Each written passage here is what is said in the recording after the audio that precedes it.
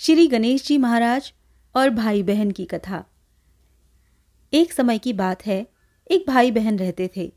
बहन का नियम था कि वो अपने भाई का चेहरा देखे बिना खाना नहीं खाती थी। हर रोज़ वो सुबह उठती और जल्दी जल्दी सारा काम करके ससुराल से अपने भाई का मुंह देखने के लिए उसके घर जाती थी।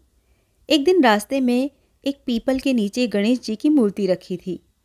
उसने भगवान के सामने हाथ जोड़कर कहा कि मेरे जैसा अमर सुहाग और मेरे जैसा अमर पीहर सबको दीजिए।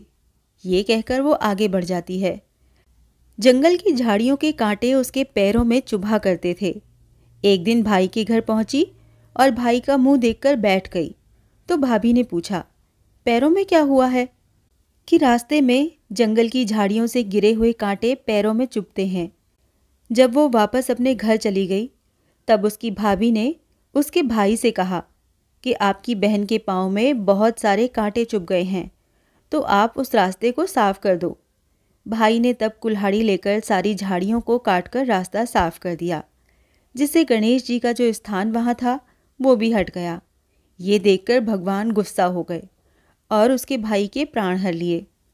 लोग अंतिम संस्कार के लिए जब भाई को ले जा रहे थे तब उसकी भाभी रोते हुए लोगों से बोली, कहीं थोड़ी देर के लिए रुक जाओ, उसकी बहन आने वाली है। वो अपने भाई का मुंह देखे बिना नहीं रह सकती, उसका ये नियम है। जब लोगों ने कहा, आज तो देख लेगी, पर कल कैसे देखेगी? रोज़ दिन की तरह बहन अपने भाई का मुंह देखने के लिए जंगल में निकली। तब जंगल में उसने देखा कि सारा रास्ता साफ किया हुआ है। जब वो आगे बढ़ी तो उसने देखा कि सिद्धिविनायक को भी वहाँ से हटा दिया गया है। तब उसने जाने से पहले गणेश जी को एक अच्छे स्थान पर रखकर उन्हें स्थान दिया और हाथ जोड़कर बोली, भगवान, मेरे जैसा अमर सुहाग और मेरे जैसा अमर पीहर सबको देना। और फिर ये बोलकर वो आगे बढ़ गई। भगवान तब सोचने लगे कि अगर इसकी नहीं सुनी तो हमें कौन मानेगा, हमें कौन पूजेगा। तब सिद्धिविनायक ने उसे आवाज़ दी, बेटी, इस खेजड़ी की 7 पत्तियां लेकर जा और उसे कच्चे दूध में घोलकर भाई के ऊपर छींटा मार देना। वो उठकर बैठ जाएगा।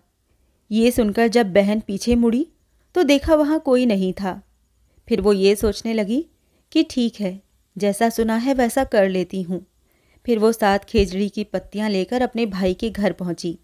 उसने देखा वहाँ कई लोग बैठे हुए हैं, भाभी बैठी रो रही हैं और भाई की लाश रखी है। तब उसने उस पत्तियों को बताए हुए नियम के तहत भाई के ऊपर छिड़क दिया। तब उसका भाई उठ बैठा।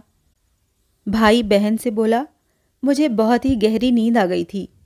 तब बहन बोली, ये नींद किसी दुश्मन को भी ना आए, और उसने सारी बात अपने भाई को बता दी।